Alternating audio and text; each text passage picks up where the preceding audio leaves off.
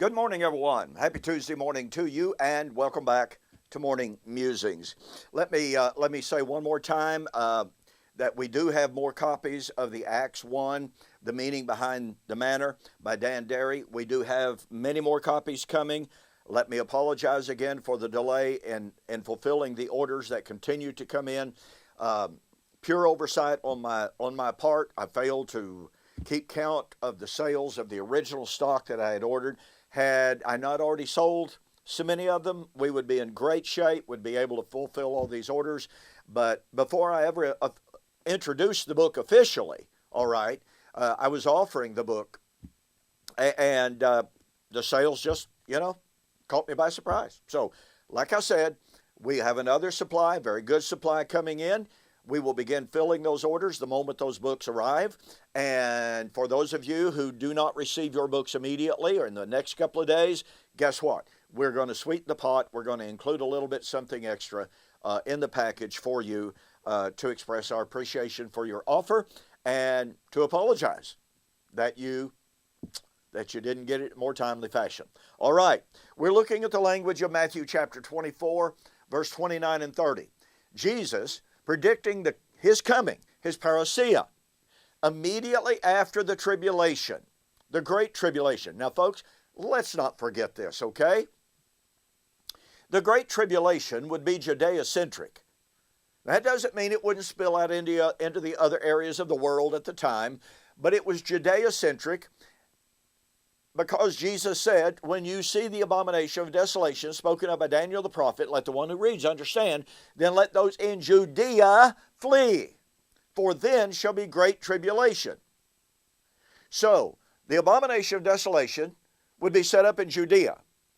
Jesus' apostles would witness that, and he said, let those in Judea, where the abomination was set up, flee, because then shall be great tribulation. So the great tribulation was to be focused on Judea, and immediately after the tribulation of those days, sun will be darkened, the moon will not give its light, the stars of heaven shall fall from the sky, the powers of the heavens shall be shaken.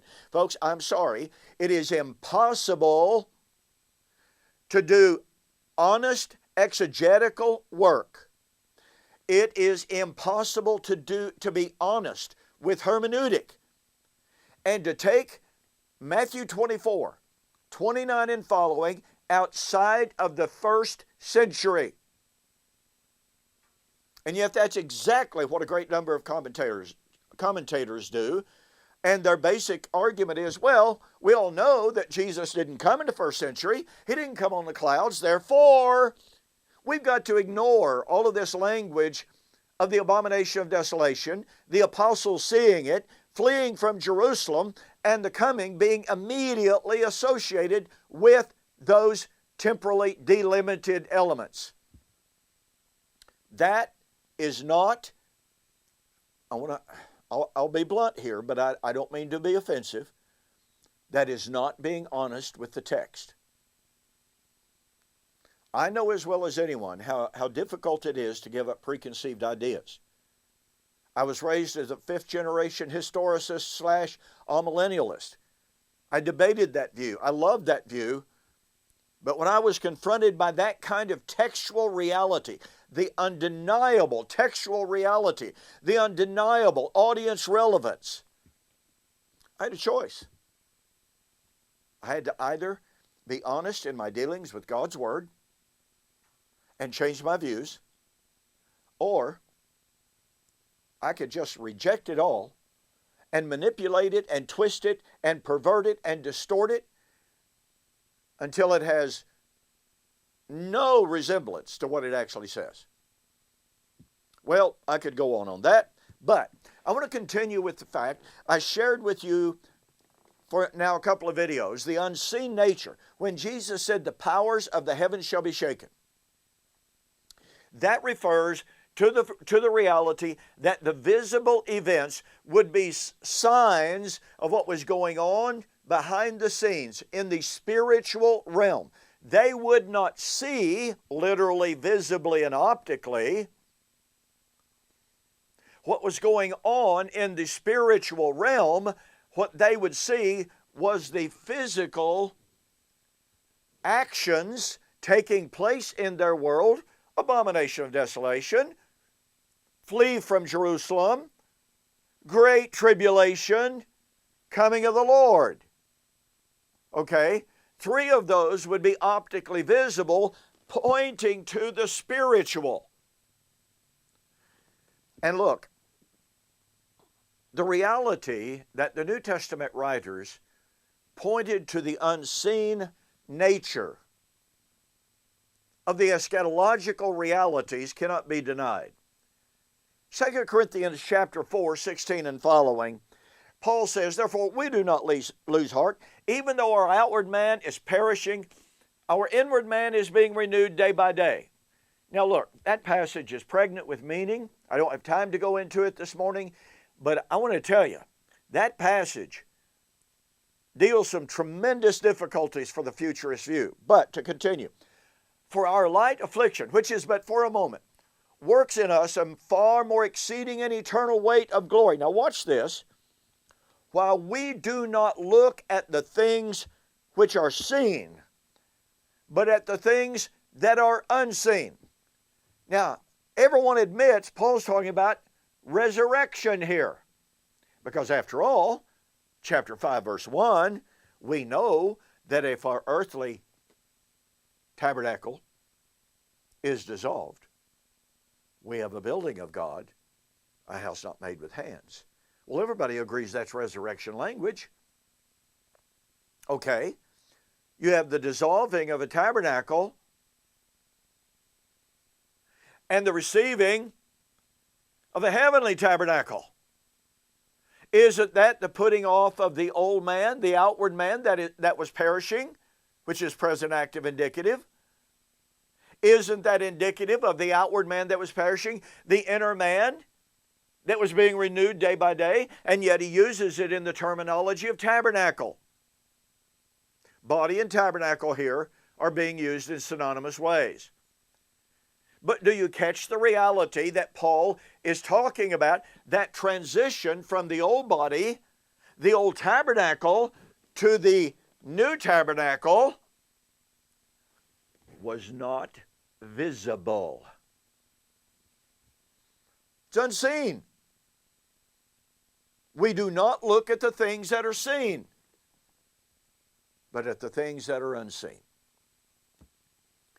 But you see, Paul points out the things that are not seen, they are the eternal realities. People get confused sometimes. They say, oh, when you talk about spiritual, you're talking about something that's not even real. No. 1,000 times, 1,000,000 times, no. The spiritual, the unseen, is the eternal.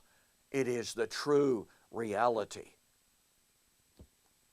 Paul is contrasting temporal and temporary things with the eternal realities.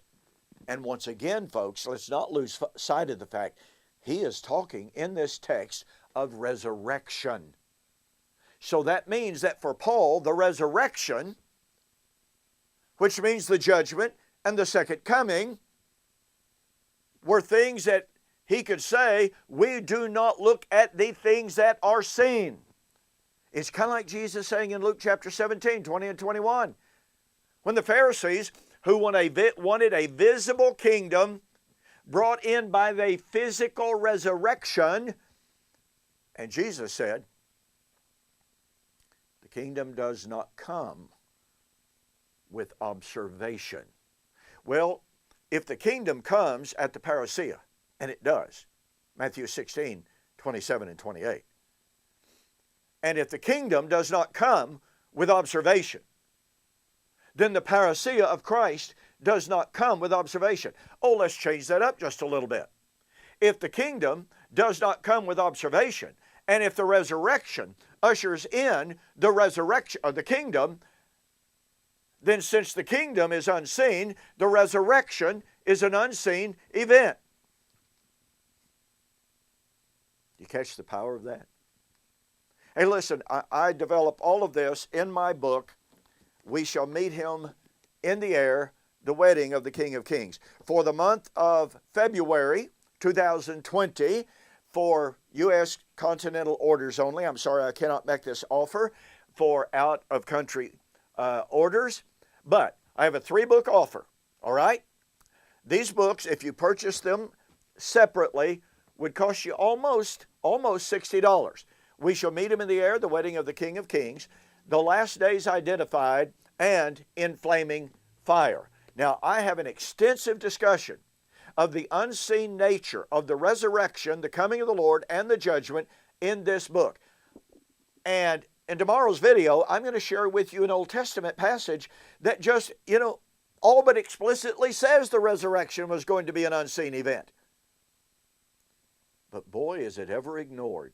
Anyway, for the month of February 2020, again, U.S. orders only, regularly almost $60, February offer, $40 post-paid to your door. There's a banner on my website, donkpreston.com, BibleProphecy.com. Just go there, right up at the top, click the banner, and it'll walk you through the ordering. Look, you'll be glad. You will be absolutely amazed how much evidence there is to show, to prove definitively that Christ's second coming, the judgment, the resurrection,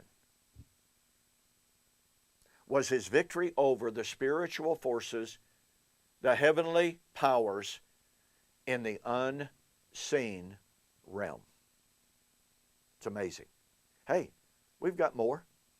I'll see you on the flip side.